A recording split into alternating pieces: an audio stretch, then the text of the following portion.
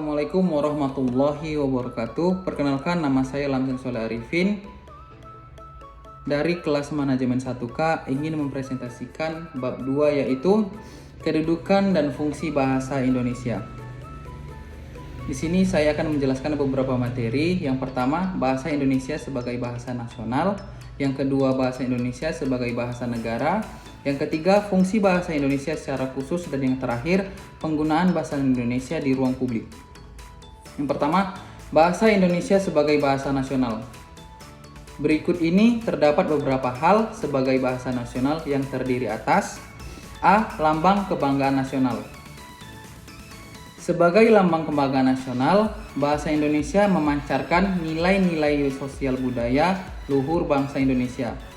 Dengan keluhuran nilai yang dicerminkan bangsa Indonesia, kita harus bangga dengannya, kita harus menjunjung, dan kita harus mempertahankannya. B. Lambang identitas nasional.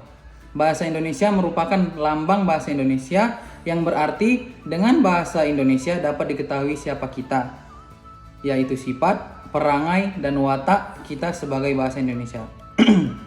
C. Alat pemersatu bangsa ragam masyarakat yang berbeda latar belakang sosial budaya dan bahasanya. Dengan bahasa Indonesia, bangsa Indonesia merasa aman dan serasi hidupnya, sebagai mereka tidak merasa bersaing dan tidak merasa dijajah oleh masyarakat. Kedudukan fungsi bahasa daerah masih tegar dan tidak bergoyah sedikitpun.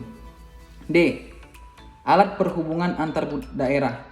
Dengan bahasa Indonesia kita dapat saling berhubungan untuk segala aspek di kehidupan. Kita dapat saling berkomunikasi, bertukar pikiran dan informasi dengan suku lain yang berlatar belakang bahasa yang berbeda.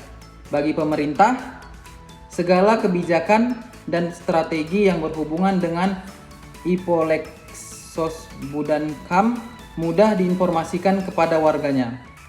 Yang kedua, bahasa Indonesia sebagai bahasa negara. Berikut ini terdapat berbagai resmi atau negara terdiri atas bahasa resmi kenegaraan, keputusan-keputusan, dokumen-dokumen, dan surat-surat resmi yang dikeluarkan oleh pemerintah dan lembaga-lembaganya dituliskan dalam bahasa Indonesia. Pidato-pidato atas nama pemerintah atau dalam rangka menuaikan tugas pemerintahan diucapkan dan dituliskan dalam bahasa Indonesia. B. Bahasa pengantar dalam dunia pendidikan. Bahasa Indonesia dipakai sebagai bahasa pengantar di lembaga-lembaga pendidikan mulai dari taman kanak-kanak sampai dengan perguruan tinggi. Konsekuensi pemakaian bahasa Indonesia sebagai bahasa pengantar di lembaga pendidikan tersebut, maka materi pelajaran yang berbentuk media cetak hendaknya juga berbahasa Indonesia, khususnya di perguruan tinggi. C. Alat penghubung tingkat nasional serta kepentingan pemerintah. Bahasa Indonesia dipakai dalam hubungan antar badan pemerintah dan penyebarluasan informasi kepada masyarakat. Untuk kepentingan perencanaan dan pelaksanaan pembangunan serta pemerintah. Dengan mengadakan penyeragaman sistem administrasi dan mutu media komunikasi massa, tujuan agar isi atau pesan yang disampaikan dapat dengan tepat diterima oleh kedua belah pihak. Adapun alat pengembangan kebudayaan, ilmu pengetahuan, dan teknologi. Kebudayaan nasional Indonesia yang beragam berasal dari masyarakat yang beragam pula. Hampir tidak mungkin disebarluaskan kepada dan dinikmati oleh masyarakat Indonesia lain tanpa bahasa Indonesia.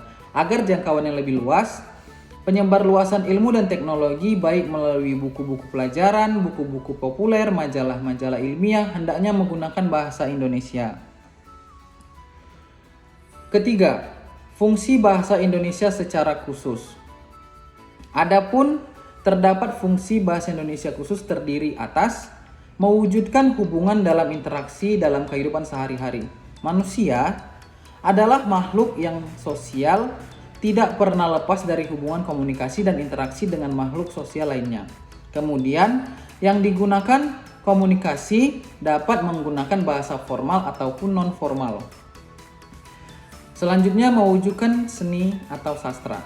Bahasa yang juga dapat dipakai untuk mengungkapkan perasaan melalui media seni seperti syair, puisi, prosa, cerpen, dan lain-lain.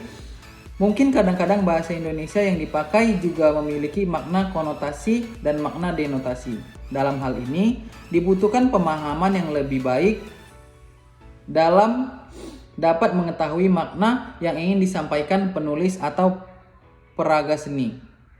C. Mempelajari bahasa-bahasa kuno. Dengan mempelajari bahasa kuno, akan dapat mengetahui peristiwa di masa lalu untuk mengantisipasi dan mencegah kejadian yang lalu untuk dapat tidak kembali di masa depan, atau untuk menambah wawasan tentang asal dari suatu budaya yang dapat ditelusuri melalui naskah kuno atau penemuan prasasti-prasasti. D. Memahami iptek. Dengan akal dan pikiran yang sudah dianugerahkan Tuhan kepada manusia, maka manusia akan selalu mengembangkan ilmu pengetahuan dalam berbagai hal dalam bidang iptek. Dan untuk mencapai taraf hidup yang lebih baik, pengetahuan yang dimiliki oleh manusia akan selalu mengabadikan agar manusia lainnya juga dapat mempergunakan dan lebih mengembangkan lagi di masa depan tertentu itu. Yang keempat, penggunaan bahasa Indonesia di ruang publik. Sebetulnya secara legal, negara ini sudah mengatur ketentuan bagaimana seharusnya bahasa Indonesia dipakai dalam menulis suatu di ruang publik dalam Undang-Undang Nomor 24 Tahun 2009 tentang bendera bahasa dan lambang negara serta lagu kebangsaan misalnya.